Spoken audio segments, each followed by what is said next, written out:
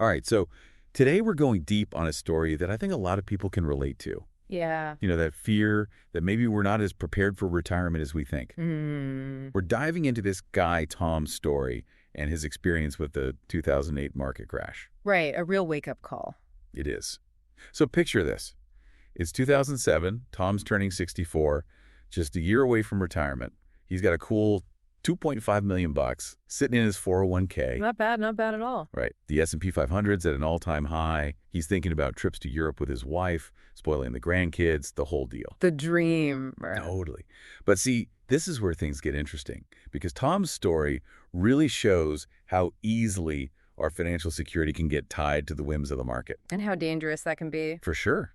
So just a year later, things are looking very different. Oh, yeah. It's September 2008. Lehman Brothers has just collapsed, and there's this feeling of panic in the air, you know? Big time. And that panic, that's where people make mistakes. Right. Fear takes over. And Tom's starting to feel it too, especially when he sees his 401k balance drop by, get this, $210,000. Oof. Just like that. In one single day. I mean, that's gotta hurt. Talk about a gut punch. That kind of loss can really mess with your head. Totally. So naturally, Tom calls up his friend Barry, who happens to be a stockbroker, looking for some reassurance, right? It makes sense, looking for someone to tell him everything's going to be okay. Right. And Barry, being the optimistic type, tells him not to worry. Markets always bounce back. Well, sure, historically that's true. But is that always the best advice? I mean, it's not that simple. No, it's not. And Tom's still feeling uneasy. Yeah, I bet. He's trying to ignore the market craziness, but he can't resist checking his 401k every chance he gets. Ugh, I know that feeling. 2 weeks later, it's down another 20%. Almost $1 million gone. Poof. Ouch. And now the panic is really setting in. See, this is why having a solid plan is so important, knowing your risk tolerance. Absolutely. And poor Tom, he's just a year away from retirement, watching his dreams crumble. It's a nightmare scenario. It is. It's his 65th birthday, November 20, 2008, the day he planned to retire. The day he thought he'd be celebrating. Exactly. But instead, the S&P 500 has tanked 52% from its peak, and his 401k is down to $1.2 million. A far cry from that $2.5 million he had a year ago. Yeah, so now he's got to make some tough decisions. Big time. Imagine the impact this kind of loss would have on your retirement plans. I mean, it really makes you think. It does. Makes you realize this could happen to any of us. Exactly. Makes you realize the importance of thinking about risk and diversification. Absolutely. So what's Tom going to do now? Well, we'll dive into that in the next part of our deep dive. Okay, so we left off with Tom facing this, well, kind of disastrous situation. Yeah, not ideal, especially right before retirement. Right. I mean, his dreams of European vacations are looking pretty shaky now. Mm-hmm. And this brings up an important point about how our investment approach should change as we get closer to retirement. Like, it's not a one-size-fits-all kind of thing. Exactly. When you're younger, you can take on more risk. Because you have time to recover. Right. But as you get closer to retirement, you need to shift your focus to preserving what you've already earned. So, like, less about growth and more about stability. Yeah, and that means having a solid plan in place, knowing your risk tolerance. But that can be tough when you're watching your savings disappear, right? It is, and unfortunately for Tom, the fear gets the better of him. What do you mean? He decides to just pull all of his money out of the market. Really? Wow. Yeah, he moves everything into a low-interest money market account. So, like, the safest option possible. Exactly. He wants that sense of security, even if it means a tiny return. I can understand that. I mean, after the stress he's been through. Yeah, but here's the thing. Going all in on cash, it's rarely the best move in the long run. Why is that? Isn't it smart to protect your capital during a downturn? Well, sure, but remember, markets go up and down. They're cyclical. So by going all cash, he's basically missing out on any potential gains. Right. He's locked in his losses and sitting on the sidelines while the market potentially recovers. It's like running out of a movie theater right before the climax. Haha, yeah.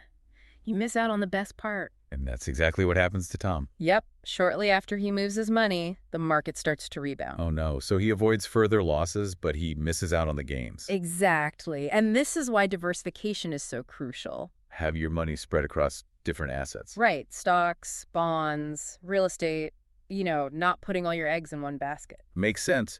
But how does someone like Tom, who's nearing retirement, actually do that?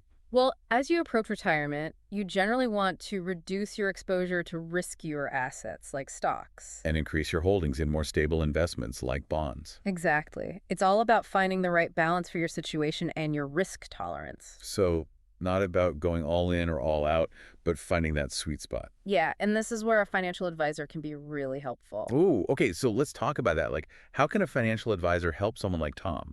Well, they can help you figure out your financial goals. Like retirement needs and lifestyle and all that. Right, and they can also help you assess your risk tolerance, how comfortable you are with market ups and downs. Which, let's be honest, can be pretty scary sometimes. For sure. And based on all that, they can create a personalized investment strategy for you. So you have someone in your corner, like a financial coach. Exactly. They can help you stay on track and make smart decisions, especially when things get crazy in the market. Tom's story is a good reminder that emotions can really lead us astray. Absolutely. Fear and panic, they're not good investment advisors. It's all about having a clear head and a solid plan. And a good advisor to guide you along the way. So we've talked about how Tom pulled all his money out of the market, went all cash, trying to, find some stability. Mm-hmm. But there's another part of his story that I think is really important, something a lot of people don't consider. You mean the tax implications? Exactly. Yeah. Like Tom mentioned how everyone always talked about the tax savings of a 401k.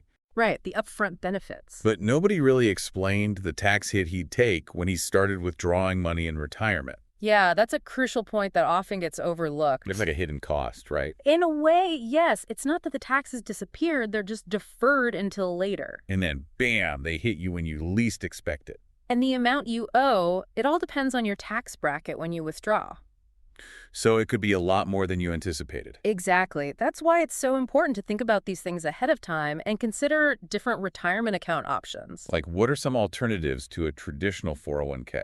Well, there's the Roth 401k, for example. Oh, right. I've heard of that. But how's that different? With the traditional 401k, you contribute pre-tax dollars, so you get a tax break now. Okay.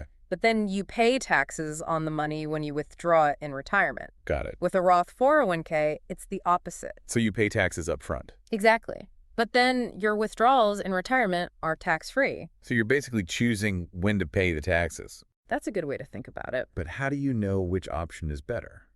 Well, it really depends on your individual situation, your current tax bracket, and what you think your tax bracket will be in retirement. This is complicated. Yeah, it can be. That's why it's often a good idea to talk to a financial advisor, someone who can help you figure out the best strategy for your specific needs. It's all about having a plan, right? Absolutely. And not just a plan for investing, but a plan for taxes, retirement, everything. Tom's story is a perfect example of how all these pieces are connected. Yeah, you can't just focus on one thing and ignore the rest. It's like a puzzle. You got to see the whole picture. Exactly. And that's what we've been trying to do in this deep dive, help people see the bigger picture when it comes to investing and retirement planning. It's not just about picking stocks. It's about understanding all the factors involved. The risks, the taxes, the different options available. Right. And sometimes it's about knowing when to ask for help. Absolutely. A financial advisor can be a valuable resource, someone who can provide guidance and help you make informed decisions. Especially when emotions are running high, like when the market's crashing. For sure, because at the end of the day, it's about making smart choices that will help you achieve your financial goals, whatever those may be. So as we wrap things up here, what are some key takeaways you hope people will remember from Tom's story? Well, I think the biggest takeaway is that investing is a long game. It's a marathon, not a sprint. It's about patience and discipline, not panicking when things get rough. Exactly. And it's about having a plan, a well-thought-out plan that takes into account all the different aspects we've talked about. Diversification, risk management, taxes, all that good stuff. Right. And remember, it's okay to ask for help. There are resources available, like financial advisors, who can guide you along the way. And don't forget, knowledge is power. The more you understand about investing and retirement planning, the better equipped you'll be to make informed decisions. Absolutely. So do your research, stay informed, and don't be afraid to seek guidance when you need it. Well said. Tom's journey through the 2008 crash. It's a reminder that we can all learn from each other's experiences, both the good and the bad. And hopefully avoid making the same mistakes. Exactly.